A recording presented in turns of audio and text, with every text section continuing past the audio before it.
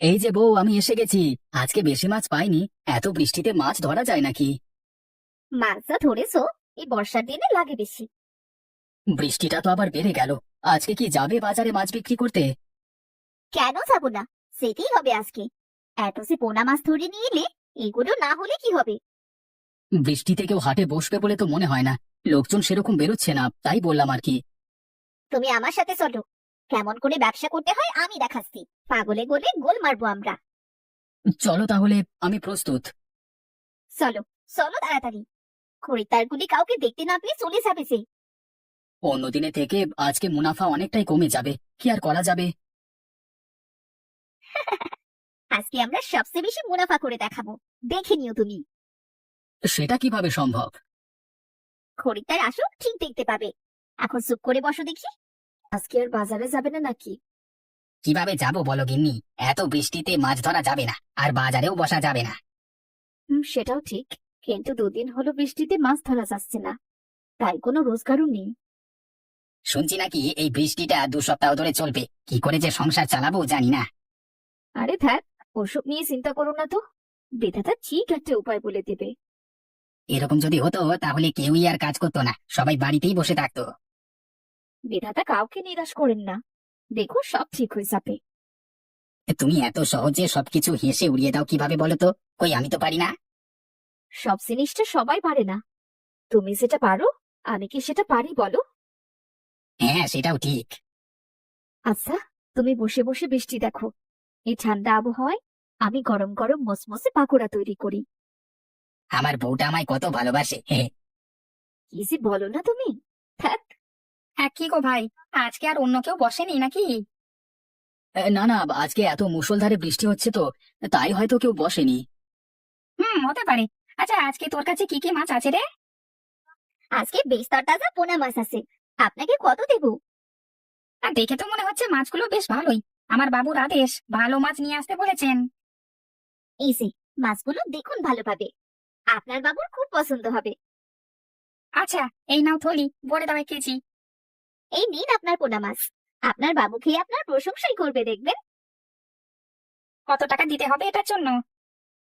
আপনার কাছ থেকে বেশি নিব না। এই 1 কেজি মাছের জন্য আপনি 300 টাকা দিন। কি বলছেন আপনি? 300 টাকায় 1 কেজি?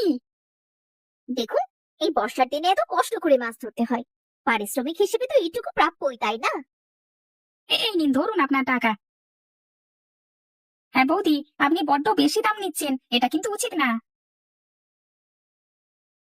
এটা তুমি কি করছো? 150 টাকার মাছ 300 টাকায় বিক্রি করছো কেন? আরে, এটা তো ব্যবসা। আজকে কেউ বাজারে আসেনি, তাই আমরা যা দামে বিক্রি করব সেটাই নেবে। তুমি বড্ড লোভী হয়ে যাচ্ছ মধুমিতা। এই লোভ তোমাকে একদিন শেষ করবে। যাও, যাও তো। তুমি শুধু উল্টোপাল্টা কথা বলো। কেষ্ট, নিয়ে এসেছিস ভালো দেখে মাছ? আজকে খুব মাছের খিচুড়ি খেতে ইচ্ছে করছে। মাছ তো নিয়ে এসেছি, পোনা মাছ। এই 1 কেজি পোনা মাছের দাম কত শুনলেন? হ্যাঁ, বল না কত নিয়েছে।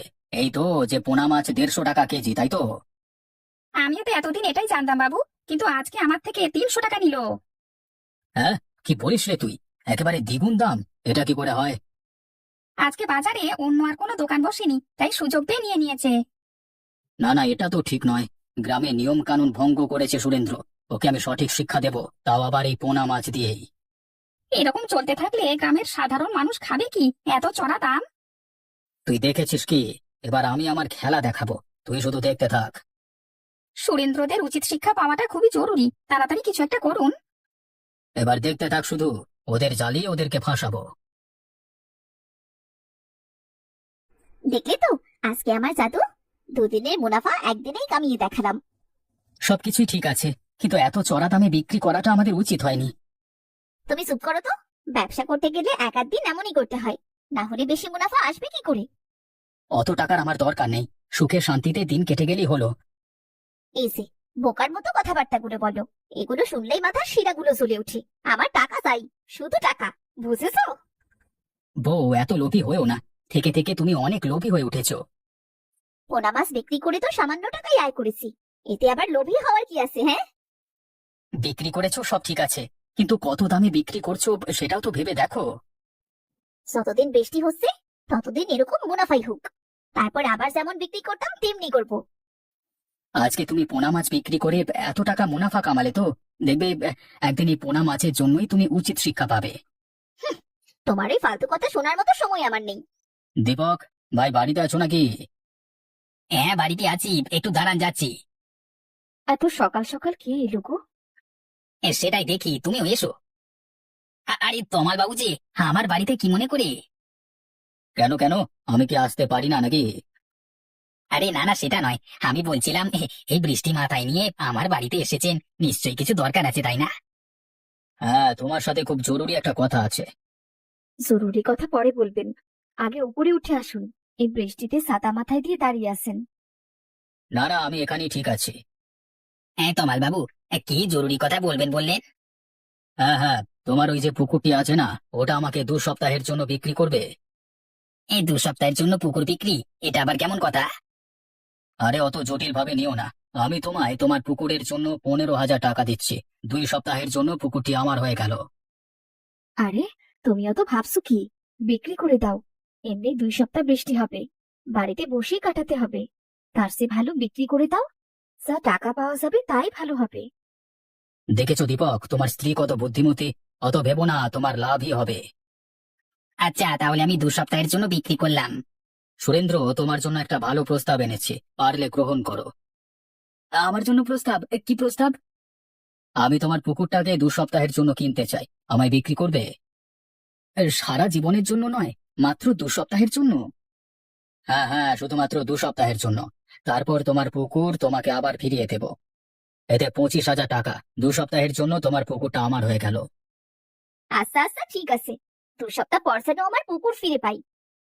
আমি ব্যবসায়ী মানুষ, আমার কথায় বিশ্বাস করতে পারো। এই তুমি এটা করছো কি? ও খুব ধূর্ত লোক। আমি অনেক কিছু ভাবনা চিন্তা করে সিদ্ধান্ত নিয়েছি। এই বৃষ্টিতে এত কষ্ট না করেই টাকা পাচ্ছি, তাই আমি প্রস্তাব গ্রহণ করলাম। কি হলো বাবু, আপনি এভাবে হাসছেন কেন? হ্যাঁ, আমি যে পরিকল্পনাটা করেছিলাম সেটা একদম ঠিকঠাক ভাবে হয়ে গেছে। আমি তো কিছু বুঝতে পারছি না বাবু, একটু বলুন না বুঝিয়ে। আচ্ছা, আমাদের গ্রামে কটা পুকুর আছে বল দেখি? হ্যাঁ, দুটো আছে, একটা সুরেন্দ্র দাদার আর একটা দীপক দাদার। ওই দুটো পুকুরই আমি কিনে নিয়েছি, এখন গ্রামের সব মাছ আমার। আচ্ছা, বুঝলাম এবার আপনি কি করতে চাইছেন। এবার দেখ, গ্রামে পোনা মাছের দাম কত হয়, সবকিছু এখন আমার হাতে। হ্যাঁ, আপনিও মুনাফা পাবেন, ওই সুরেন্দ্র বুঝবে কত ধানে কত চাল। বল কেষ্ট, আমার পরিকল্পনাটা কেমন লাগলো? সত্যি কথা বলতে একদম অতুলনীয়। পোনা মাছের জবাব পোনা মাছ দিয়ে নেব আমরা, হে হে। ঠিক বলেছিস তুই, একবার শিক্ষা পাওয়াটা দরকার ছিল। সত্যি কথা বলতে আপনি এত ভালো পরিকল্পনা করতে পারেন যে কি বলবো। শুধু পড়তে পারেন এরকমই নয়, সেটিকে পূরণ করতেও জানেন। তুই কি ভাবছিস আমি এমনি এমনি এত বড় ব্যবসায়ী হয়ে গেছি? সবকিছু পরিকল্পনা মতো না করলে কোনোদিন ব্যবসা করা যায় না। আমি মুখ্য সূক্ষ্ম মানুষ, এত কি করে জানবো? হ্যাঁ, যাই হোক, ছেলেটা শিক্ষা পাবে। হ্যাঁ বল, ভালো করে মাছ ধরবি, একটা মাছও যেন পড়ে না থাকে, সব মাছ আমার চাই। ও নিয়ে আপনি কোনো চিন্তা করবেন না তমাল বাবু, আমি আপনাকে সব মাছ ধরে দেব। কিন্তু বাবু, একটা কথা আমি বুঝতে পারছি না, এত মাছ যে আপনি ধরেছেন সব কি আজকে বিক্রি হবে? এই বৃষ্টিতে কতদিন কার বাড়িতে খাবার থাকবে? একদিন না একদিন তো শেষ হবেই। আজকে পুরোটা না হলেও অর্ধেক বিক্রি তো হবেই। বাবু আপনি চিন্তা করবেন না, আমি সব মাছ বিক্রি করবার ব্যবস্থা করব। ওই 150 টাকা কেজিতে তো সব মাছ বিক্রি হয়ে যাবে। আমরা বিক্রি করব 500 টাকা কেজিতে। হ্যাঁ, কি বলছেন আপনি? এই ছোট ছোট চারাপোনাগুলো 500 টাকা কেজিতে বিক্রি করবেন? হ্যাঁ ওটাই, 500 টাকার কমে বিক্রি করবই না। এত দামি কেউ কিনবে নাকি? তোকে এত ভাবতে হবে না, যেমন বলছিস সেরকম করবি, বুঝেছিস? আগে বাবু আপনি যেমনটি বলবেন। আমি তোমায় বলেছিলাম না, বিধাতা একটা ঠিক উপায় করে দেবে। কেমন বিধাতাই উপায় করে দিল। সবই তো ঠিকই আছে, কিন্তু বুঝতে পারলাম না 2 সপ্তাহের জন্য আমার পুকুর কেন কিনলো। আরে তমাল বাবু কিনেছে, সেটা উনি বুঝবেন। সেটা তো আমাদের জানার কোনো প্রয়োজন নেই। না না, তমাল বাবু এত কাঁচা কাজ করে না। হ্যাঁ, মানুষটা ভালো কিন্তু ব্যবসায়ী, এটাই তো চিন্তা। মানুষের তো ভালো, আমাদের গ্রামেরও তো ভালো চান। সকলকে কত সাহায্য করেন, শুধু টাকা পয়সা দিয়ে নয়, আরো অনেক ভাবে। হ্যাঁ সেটা ঠিক, কিন্তু কি ব্যাপার বুঝতে পারলাম না। ওই ব্যবসায়িক পরিকল্পনা আমার মাথায় ঢুকছে না। মাথায় তো চাপ দিয়ে কিছু হবে না। যাক গিয়ে যা পারি করুক, আমার তো এই মাসটা ভালোভাবেই চলে যাবে। হ্যাঁ, এত ছোট পুকুরের জন্য ভালো দাম দিয়েছে, এটাই অনেক। হ্যাঁ, নিশ্চয়ই কাউকে কিছু বোঝাতে চায়। উনি মুখে বললেন না, কাজে করে দেখান। হ্যাঁ, আজকে তোমার পছন্দের খিচুড়ি রান্না করব। বাহ, খিচুড়ি!